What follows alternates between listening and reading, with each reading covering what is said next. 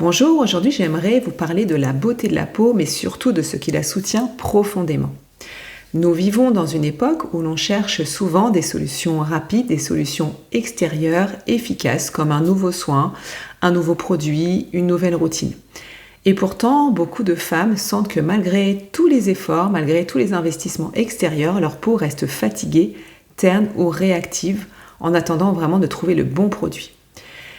Mais simplement les produits peuvent soutenir, mais la peau demande peut-être plus de calme, plus de sérénité à l'intérieur. C'est ce que je vais vous expliquer dans cette vidéo. Je vais vous expliquer comment le stress influence directement la peau et pourquoi les techniques psychocorporelles, naturelles, comme la sophrologie, peuvent devenir un véritable pilier de la beauté intérieure en plus de vos produits.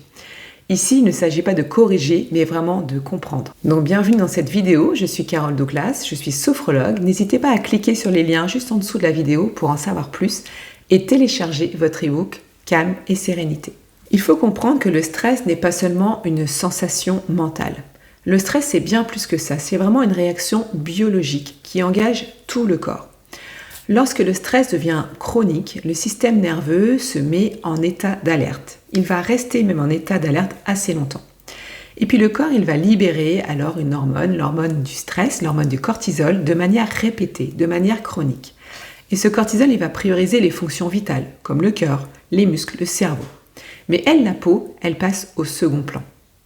Donc résultat, on a une mauvaise régénération cellulaire et qui est même ralentie.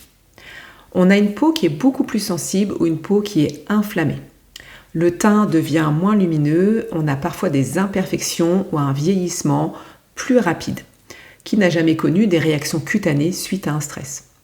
Ce n'est pas un défaut de la peau, c'est vraiment une adaptation du corps, une adaptation à l'environnement extérieur perçu comme menaçant.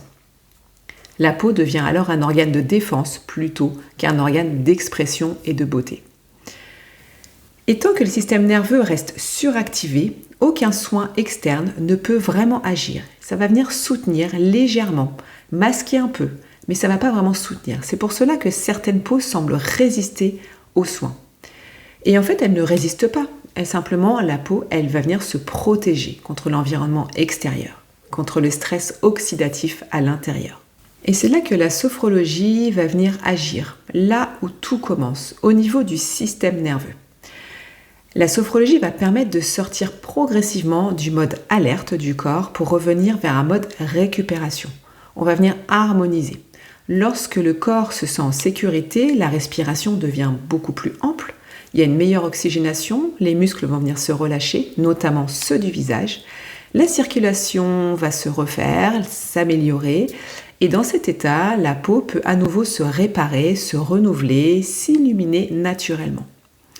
Donc la sophrologie, ce n'est pas vraiment une technique miracle. En plus de vos produits, elle va vraiment venir soutenir de l'intérieur, réharmoniser. C'est une pratique de régulation, de cohérence, une pratique de présence à soi. Et la sophrologie, elle va inviter à ralentir, à écouter les signaux du corps et à sortir de la lutte permanente, du stress oxydatif. Et dans une approche de beauté globale, elle va venir compléter les soins cosmétiques qui vont vraiment venir fonctionner. Elle va venir également améliorer l'alimentation, le sommeil qui va participer à la beauté de la peau. Elle va aussi rappeler que la beauté ne se crée pas sous tension, qu'il y a des répercussions sur le corps. Donc elle émerge lorsque le corps est vraiment respecté. Ce qui est important de mentionner également, c'est que tous les produits que vous pouvez consommer, acheter, vont forcément marcher beaucoup mieux. Ils vont marcher avec beaucoup plus d'efficacité, beaucoup plus de rapidité lorsqu'on revient à une beauté intérieure. La beauté de la peau n'est pas seulement une question d'apparence. C'est le reflet d'un état intérieur.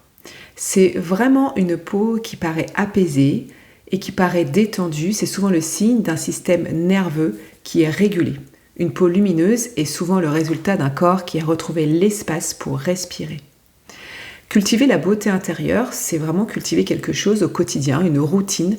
Et ce n'est pas s'oublier, c'est au contraire se remettre au centre de vous-même. C'est apprendre à ralentir, à se respecter, à écouter que le corps a besoin d'exprimer quelque chose à travers la peau. La sophrologie nous rappelle que la beauté durable ne vient pas de l'effort, mais de l'équilibre. Et lorsque l'on prend soin de son monde intérieur, la peau n'a plus besoin de lutter pour se faire entendre.